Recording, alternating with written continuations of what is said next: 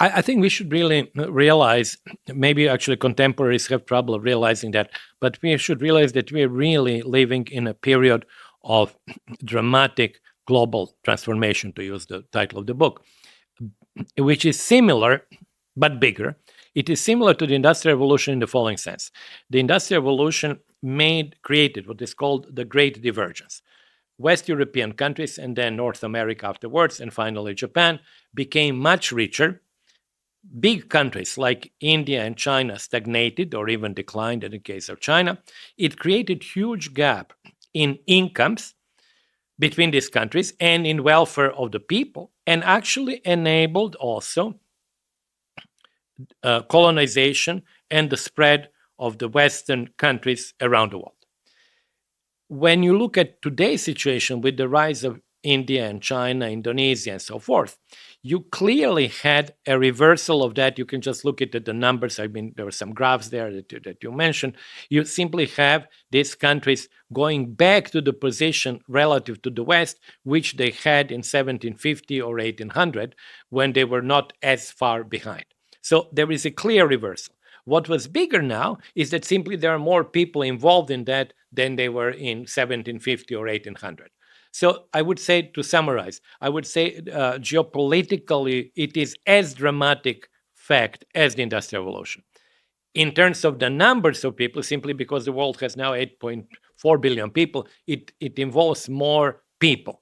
But it is it was totally dramatic as the Industrial Revolution was. So I think it's undoing the effects of the Industrial Revolution at the level of individual incomes. It's actually bringing, if you will, the world back to the distribution of economic power in Eurasian continent to where it was in 1500, where China and India were not different from Italy, or not significantly different from Italy or England or the Netherlands. To some extent, China is recapturing the position that it had before, like we're talking about, I said, 1500.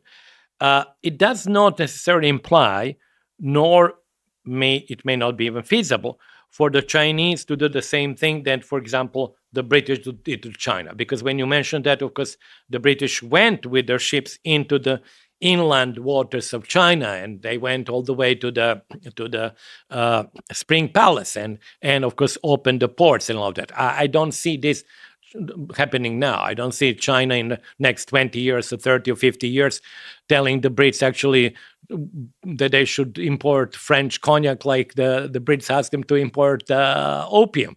I don't see that. So that kind of maybe raw military power may not be exercised because the other side is also very strong. But some other power may be exercised. Maybe China would exercise it in Africa. Maybe it would exercise it in weaker European countries, or actually South Asia. We don't know that. So, but it is not unreasonable to assume that with a huge economic success and industrialization, and actually nowadays new technologies, you also develop the means of coercion that you might want to use. But it's a guess, obviously. I mean, let me tell you why I have preference for the PPP measure. First of all, because I work with income distribution, income inequality, and you use PPP because you want to say, okay, what is the welfare of people? So if I have this coffee and I have this water, it should be counted in terms of price the same everywhere. So it is true that in London, this is much more expensive than, let's suppose, in Calcutta. But when I talk about the welfare, the guy who is in Calcutta and he drinks this coffee and drinks this water should actually get the same utility, if you will, as I do. So in that sense, I'm in favor of PPP. PPP simply means China produces 20, 30% more of stuff than the US. But when you go to the exchange rates, you say, okay, they produce all of this stuff, but let's suppose they sell all this stuff at the prices that they have now. They would get less than the US. So it is true that actually at some level, exchange rate GDP makes sense. So I'm for using both, but I really see the advantages of the PPP rather than at market exchange rates. Plus of that, you can take the following thing. If China were to actually appreciate yuan, it would eliminate, half of the gap. The current gap is about 30% in favor of the US. Let's suppose that China appreciates by 10%. Half of the gap will be gone. So it is, nothing has happened. It's simply that there was a change in the exchange rate, and then half of the gap is gone. It would make actually Chinese export more expensive, Chinese growth rate lower. So you can become bigger, but then you pay the cost in terms of the exports and the growth of the economy. China, actually, when you read Chinese papers and stuff in English, I unfortunately cannot read Chinese, but they very often insist on second largest economy. They never mention the largest economy. It's insistent and it's not accidental. It's always the second largest. Of course, most people like to be number one. I'm sure they like to. But I've noticed that in the China Daily, for example, which is de facto official publication, and elsewhere, even in the political documents, there is always this mention of the second largest in a positive way. Like, we are strong, we are big, but we're second. And I think Russia is, in terms of PPP, actually, I don't know, fifth or sixth, actually. It's a large economy, so it's not actually true to say it is the same as Italy. But, you see, in the first chapter of my book, actually, which is called The Rise of Asia, you have, I think, this kind of cool graphs where actually I show what were kind of the challenges of the West. When the new international economic order happened in 74-75, if you look at the distribution by different political parts of the world, the West was 50% of global GDP or thereby, and of course lots of population. China was only 2% of global GDP, 20% of the population. So when you look at this number, you say, well, it is not a power in economic terms, but it could become a power simply because there are so many people. When you look at Russia today, which is also solitary in the same way that China was solitary then because it was not part of some kind of a association or group, Russia produces 3% of GDP, global GDP, but it has only 2% of population. So it is clearly not in the same league that China was in 1974. And it is, I think, some kind of a, difference there. And, China nowadays is like 10 times as big as Russia in terms of both population and GDP. The USSR was, for a long time, the second largest economy. These are the World Bank data, which are done retroactively. And then it was overtaken by Japan. Then Japan was overtaken by China, and then eventually China overtook the United States.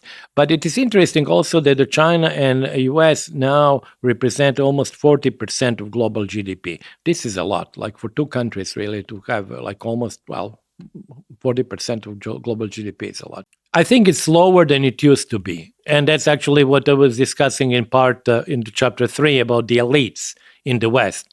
The elites in the West are what I call homoplutic, which means that they are at the same time among the richest capitalists and the richest wage earners.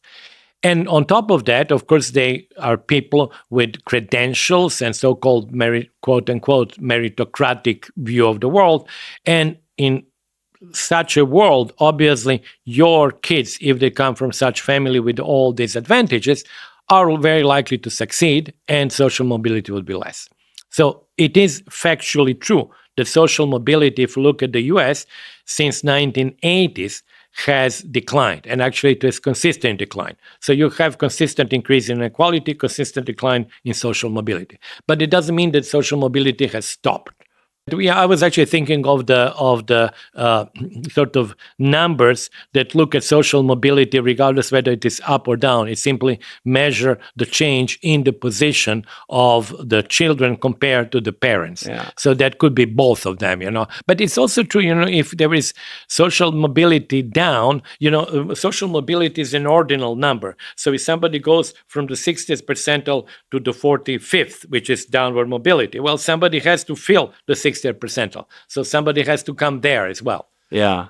So I'm not quite sure one can say definitely that social mobility has declined, but I would not go too far to say that we don't have it anymore. I think actually what is a threat to the political model is just what I said before, and actually what you also said is the rise of this, what I call the homoplotic elite. Homoplotic simply means, I invented this term because the term didn't, you had to make up some Greek word, Homoplotic means technically same wealth. What I meant by that is that there is a rise of people who are at the same time having very large capital incomes from property and very large, high incomes from labor. This is an unprecedented situation. Think of the 19th century Britain or even early 20th century and mid 20th century. You had the top guys, and the top guys generally had income from capital. I'm not saying they didn't have any income from labor, but what this homoplotic means is not only that you are in the top decile by capital income, which means you're really a rich capitalist. You're in a top decile by labor income, which means that you really work hard, you're very high level, and you are paid for your labor. And this is what I believe is a new elite. And that elite, of course, transmits all these advantages to their kids. And that's what's actually what your interlocutor, I think, also meant. And what I find worrisome is that elite, because it is meritocratic, quote unquote, elite, believes that they totally deserve that position, and they are hardworking elite.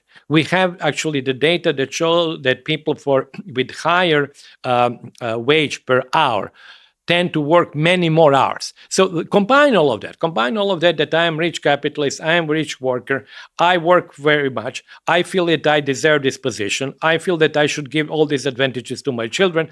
The children actually go to best schools, they get high incomes themselves and inherit high incomes. So you really have an elite which is very hard to sort of break.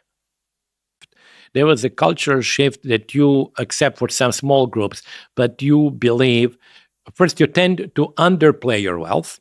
Yeah. Many of them don't want to accept that they're wealthy. And secondly, you want to create the impression that wealth is the result of your intelligence and hard work. And Daniel Markowitz, whom I quote in the book, says, such a new elite has the old-fashioned virtues. And the old-fashioned virtue, and dislikes. The old-fashioned virtues is actually hard work, almost Calvinist type, stuff, although they consume a lot, but they hide that. But part of that is also contempt from those who did not succeed. Because if you believe that the entire success is based on measurable criteria like intelligence, hard work, or abstinence, or whatever you want to call it, and those who don't have it then consequently have either to be lazy or not to be, smart or to be too driven by passions or whatever. So you create that moral judgment, which, in my opinion, was driving quite a lot of dissatisfaction with either Hillary or with people who oppose Trump. The U.S., if you take the 10% of the richest people in the U.S. and the U.K. and France and Mexico, let's say, what you find is that 1/3 of that 10%, which means like 3% plus, in the U.S. are this homoplotic elite. In West European countries, that percentage is 20% of that elite. So we are talking about 2% of the population in the UK. So it's less. But if you look at old-fashioned capitalist countries like Mexico and Brazil, very few people are that elite, because people who are rich capitalists, they are not really lawyers. Or they are not software developers. So I think it is something that the US is, in many cases, leading, but it's not something that is unknown elsewhere, and I think it will become the same. It essentially, you have high inequality. That means that there are quite a few people who are wealthy, and they have excess savings, simply because the marginal propensity to consume is low. You don't know what to do with that. So they are in search of alternative ways to invest that money. And that was the story, of course, before World War I as well, is essentially you search for that. There was a paper, and there were like some studies by two guys, I think Sufi and Amin, arguing that the subprime crisis was the result of that. Essentially, you had to offer to them something. You didn't know what to offer. So either you invest in China or elsewhere, or you invest in something which turned out to be extremely risky, and that was camouflaged by not being risky. But it is important lesson there to realize that, and I think people did realize, not maybe immediately after the crisis, is that inequality was generating what became the bubble. And it was doing that because simply the people on the top had surplus money and they have to do something with that money. Well, like we saw the French tax that failed now, that the idea to actually to tax people with high wealth.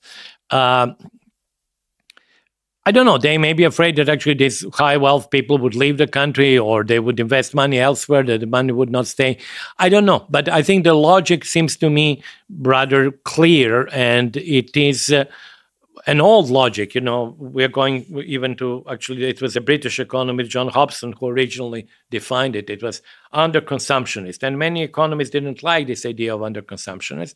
But it is true that, that was, after all, Keynes who used it, that the marginal propensity to consume decreases with income. So at some point, when you have huge income and you have huge wealth, you cannot all consume it, and people don't consume it. And that's the issue. That going back to the elementary Keynesianism, if you want to increase aggregate demand, you do have to redistribute from rich people to poor people, not because you necessarily like poor people, but because they are going to spend that money and the rich people will not spend that money. So there will not be the multiplier effect. And it's actually interesting that Keynes, but that's another topic, Keynes did not use that particular sort of way to increase aggregate demand. He mentioned that, of course, MPC is playing a prominent role there, but he preferred actually to go with the state spending directly rather through redistribution. And I think it was a political decision, but maybe that's a different topic. It adds up, but it actually raises the question, why wouldn't he actually put the onus or put the emphasis rather on redistribution rather than government spending? Because you can achieve the same objective by taking money from the rich, giving to the poor, you increase aggregate demand. Or you can achieve the same objective by increasing government spending. So in my opinion, he decided to go for the second alternative. Now, that's more for people who study Keynesianism. I will stop there. But I think there was clearly an alternative which implied redistribution.